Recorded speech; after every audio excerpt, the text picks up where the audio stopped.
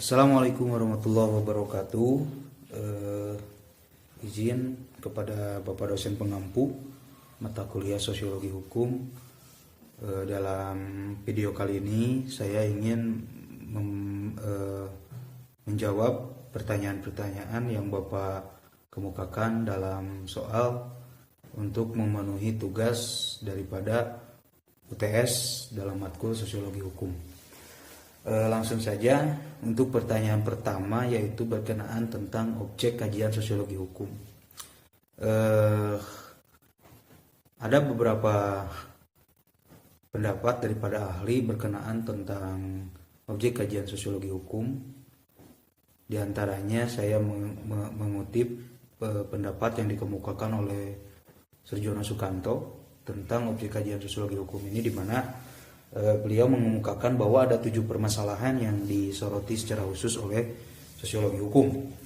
Yang pertama yaitu tentang hukum dan sistem sosial masyarakat. Dalam poin ini artinya bahwa sosiologi hukum itu mempunyai tugas untuk meneliti dan mengkaji tentang bagaimana hukum sebagai salah satu subsistem daripada sistem sosial yang berlaku di masyarakat itu mempengaruhi dan dipengaruhi. Jadi bagaimana hukum mempengaruhi sistem sosial dan bagaimana hukum itu dipengaruhi oleh sistem sosial masyarakat dalam posisi hukum sebagai satu subsistem daripada suatu sistem besar yang berlaku dalam suatu masyarakat. Yang kedua, persamaan dan perbedaan hukum, perbedaan dan persamaan antara sistem hukum. Dalam poin kedua ini, sosiologi hukum mengkaji tentang perkembangan daripada perbedaan-perbedaan yang berlaku dalam sistem hukum yang ada di masyarakat dunia. Sehingga sosiologi hukum kemudian mengkaji tentang perbedaan antara sistem hukum dengan persamaan yang berlaku secara universal dalam sistem hukum. Yang ketiga, yaitu tentang sistem hukum yang sifatnya dalam pandangan Surjono Sukanto bersifat dualistis. Dalam bersifat dualistis artinya hukum di satu sisi bersifat substantif dan di satu sisi bersifat adjektif. Hukum bersifat substantif dalam arti hukum ini punya peran untuk menjaga hak-hak mendasar daripada manusia, daripada kelompok masyarakat. Kemudian di lain sisi hukum ini mempunyai tugas untuk mengendalikan dan juga mengarahkan perubahan-perubahan yang terjadi di masyarakat. Sehingga hukum mempunyai peran selain daripada menjaga hak, selain daripada peran proteksi, juga mempunyai peran sebagai tool of social engineering. Yang kemudian yang keempat tentang hukum dan kekuasaan. Dalam kajian ini hukum mengkaji tentang bagaimana hukum dipengaruhi oleh politik kekuasaan dan bagaimana politik atau kekuasaan dipengaruhi oleh hukum. Karena hukum itu tidak bisa lepas daripada pengaruh kekuasaan, pun sebaliknya kekuasaan itu tidak lepas dari hukum, karena seringkali hukum itu dijadikan sebagai sarana untuk melanggengkan kekuasaan, sehingga ada hubungan timbal balik antara hukum dan kekuasaan itu. Nah, itu yang akan dikaji oleh sosiologi hukum. Kemudian hukum dan sosial budaya. Hukum dan sosial budaya artinya hukum dan korelasi serta pengaruh daripada sosial budaya tersebut dan bagaimana hukum mempengaruhi perubahan-perubahan sosial budaya. Dan bagaimana hukum terbentuk dalam suatu budaya, dalam suatu sosiologis yang terbentuk di suatu masyarakat. Kemudian yang keenam, hukum dan kepastian, kepastian hukum dan persamaan. Jadi sosiologi hukum mengkaji tentang hukum sebagai sesuatu yang mengikat dan memaksa, serta di satu sisi bagaimana kemudian kepastian hukum ini, hukum yang bersifat pasti dan tidak memihak secara subjektif, melainkan hukum itu bersifat objektif. Nah, bagaimana kemudian korelasinya dengan prinsip manusia yang memiliki persamaan. Nah, ini nanti berkaitan tentang human right dan lain-lain. Yang terakhir adalah hukum sebagai alat atau sarana untuk perubahan masyarakat. Nah, dalam kajian terakhir ini sosiologi hukum mengkaji tentang hukum sebagai social engineering, juga sebagai social control, dan hukum sebagai suatu instrumen dalam pembangunan masyarakat.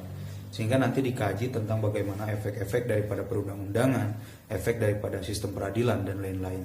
Bagaimana kemudian pengaruhnya terhadap perubahan masyarakat. Itu untuk pertama. Kemudian, baik, untuk pertanyaan kedua, yaitu pemaparan tentang teori hukum sebagai teori hukum pembangunan yang dikenalkan oleh Prof. Muchtar Kusumaatmadja. Yang pertama, saya menyimpulkan bahwa teori pembangunan daripada Prof. Muchtar Kusumaatmadja ini saya anggap sebagai salah satu teori yang diadaptasi daripada konsepsi hukum yang dikenalkan oleh aliran pemikiran sociological jurisprudence dengan tokohnya yang terkenal Rusty Pons. Dalam pandangan Prof. Muchtar Kusumaatmadja, hukum di Indonesia itu adalah hukum yang menganut sistem civil law atau hukum perundang-undangan. Di Indonesia, hukum tertulis atau hukum perundang-undangan itu mempunyai peranan penting dalam kehidupan masyarakat. Nah, sehingga ada perbedaan mencolok antara teori hukum pembangunan yang dikenalkan Prof. Muchtar Kusumaatmadja dengan teori hukum yang dikenalkan oleh Rusty Pons dengan aliran sociological jurisprudence-nya. Pertama, bahwa Rusty Pons ini adalah ahli hukum yang hidup di negara Anglo-Saxon, di negara yang menganut sistem common law, di mana jurisprudensi hakim itu mempunyai tempat tinggi selain daripada undang-undang.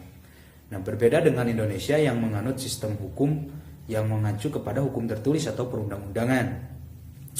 Nah, pun demikian, Prof. Muchtar Kusumaatmadja menyadari bahwa ternyata walaupun Indonesia ini adalah negara civil law, namun Indonesia ini tidak menganut legisme hukum, sehingga istihad daripada hakim, istihad dari hakim yang berupa penggalian nilai-nilai dan norma-norma serta hukum yang berlaku di masyarakat itu juga mempunyai peranan penting selain daripada hukum tertulis atau perundang-undangan.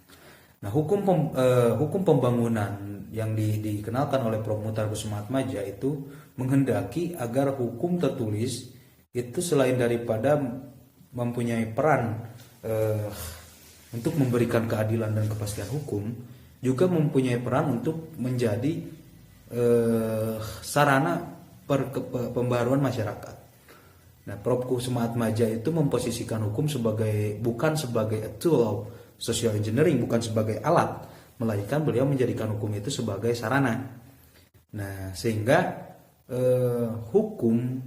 tujuan hukum yang mencakup dua hal itu kemudian oleh Prof. Muchtar Kusumaatmadja direduksi menjadi satu tujuan, yaitu ketertiban. Nah, dalam pandangan beliau, ketertiban yang dibentuk dalam suatu masyarakat itu berjalan beriringan dengan pembaruan dan pembangunan yang terjadi di masyarakat, sehingga hukum selain daripada peran memaksa dan mengikatnya juga berperan juga dapat dijadikan untuk sarana sebagai rekayasa sosial untuk mengendalikan masyarakat menuju suatu arah perubahan yang dihendaki. Nah, itu inti daripada pemikiran atau teori hukum pembangunan yang dikenalkan oleh Prof. Muchtar Kusumaatmadja. Terima kasih. Untuk pertanyaan selanjutnya, pertanyaan ketiga, yaitu tentang hukum sebagai rekayasa sosial. Yang pertama, wacana tentang the law as social engineering atau the law as a tool of social engineering, hukum sebagai alat pembaruan sosial, alat rekayasa sosial ini pertama kali dikenalkan oleh seorang ahli hukum bernama Rochepon. Rochepon ini dikenal sebagai salah satu tokoh yang mempelopori lahirnya aliran pemikiran hukum yang dikenal sebagai aliran sociological jurisprudence atau dikenal juga sebagai anthro-sociological jurisprudence. Nah, aliran pemikiran sociological jurisprudence ini dianggap sebagai sebuah pengembangan daripada aliran pemikiran positivisme hukum yang dikenalkan oleh para pemikir hukum seperti Hans Kelsen dengan John Austin. Inti daripada positivisme hukum adalah menganggap bahwa hukum itu adalah sesuatu yang tertulis secara formal atau undang-undang. Walaupun kemudian pada perkembangannya positivisme hukum ini kemudian terbagi menjadi beberapa aliran pemikiran lagi, yaitu ada aliran positivisme pragmatis, positivisme analitis, kemudian ada positivisme sosiologis dan lain-lain. Nah, Rochepon mengenalkan hukum sebagai alat rekayasa sosial dengan dilandaskan pertama bahwa hukum itu harus bersifat dinamis. Jadi hukum dalam pandangan Rochepon itu tidak bersifat statis. Artinya hukum itu berkembang seiring daripada perkembangan manusia, itu yang pertama. Nah, dan kemudian dalam pandangan Rochepon, hukum sebagai satu subsistem yang hidup di antara masyarakat itu sangat dipengaruhi oleh perkembangan dari masyarakat itu sendiri. Nah, sehingga kemudian ada hubungan timbal balik antara hukum dengan sistem sosial, antara hukum dengan perkembangan masyarakat. Nah, bagaimana hukum dipengaruhi oleh perkembangan masyarakat pun sebaliknya, bagaimana hukum mempengaruhi masyarakat. Nah, itu dalam beberapa intisari daripada pandangan Rochepon. Nah, pandangan Rochepon ini tidak bisa dilepaskan daripada latar belakang beliau, di mana Rochepon ini adalah seseorang yang hidup di negara yang menganut sistem hukum common law, di mana dalam sistem hukum common law jurisprudensi hakim itu mendapatkan tempat yang tinggi dalam keberjalanan hukum. Nah, sehingga dalam pandangan Rochepon salah satu yang menjadi intinya adalah hukum sebagai rekayasa sosial ini dikonotasikan sebagai jurisprudensi daripada hakim yang kemudian dianggap mampu untuk mengadakan perubahan-perubahan dalam masyarakat. Nah, hal ini akan menjadi problematik ketika dicanangkan di sebuah negara yang menganut sistem hukum civil law seperti Indonesia. Nah, karena tadi dalam negara civil law itu hukum adalah undang-undang yang tertulis. Nah, sedangkan konsep wacana daripada hukum sebagai rekayasa sosial yang dikenalkan oleh Rochepon itu diangkat di negara yang berasaskan atau berlandaskan pada sistem hukum common law yang berlandaskan pada jurisprudensi hakim. Nah, makanya tadi berangkat dari bahwa Rochepon ini adalah tokoh yang mengenalkan pemikiran sociological jurisprudence. Jadi pendekatan sosiologis itu sangat kental dalam pemikiran Rochepon. Nah, ide yang cerdas kemudian dikemukakan oleh salah seorang pakar hukum Indonesia yang bernama Prof. Muhtar Kusumaatmadja, di mana beliau mengenalkan konsep tentang hukum pembangunan. Yang salah satu poinnya adalah membahas tentang hukum sebagai sarana pembaruan masyarakat. Nah, beliau mengadopsi tentang wacana yang dikemukakan oleh aliran sociological jurisprudence dengan tanpa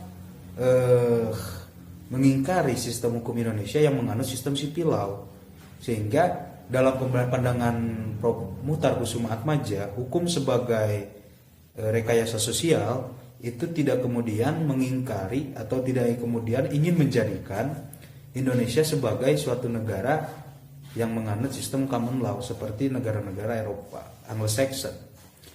Nah, Kenapa beliau bisa mengemukakan pendapat ini? Karena beliau menyadari bahwa walaupun Indonesia itu adalah negara yang menganut sistem sipil law, tapi Indonesia itu bukan negara yang menganut legisme hukum. Karena dalam sistem peradilan yang berlaku di Indonesia, hakim itu harus juga menggali nilai-nilai dan hukum-hukum yang berlaku di masyarakat, selain daripada mengacu kepada sistem perundang-undangan atau hukum formil yang tertulis. Nah itu, jadi adalah satu ide cerdas daripada wacara yang cerdas dari Prof. Muhtar Kusuma Atmaja tentang hukum sebagai sarana pembaruan masyarakat, di mana salah satunya hukum itu memerankan fungsi sebagai rekayasa sosial. Nah, salah satu inti daripada pemikiran Prof. Muhtar Kusuma Atmaja adalah beliau itu mereduksi tentang tujuan hukum yang memberikan kepastian dan keadilan, yang kemudian beliau reduksi menjadi ketertiban. Dalam pandangan beliau bahwa ketertiban itu pasti mencakup keadilan dan kepastian hukum. Nah itu dia pemaparan singkat tentang hukum sebagai alat rekayasa sosial. Terima kasih. Wallahul muwaffiq ila aqwamit thoriq. Assalamualaikum warahmatullahi wabarakatuh.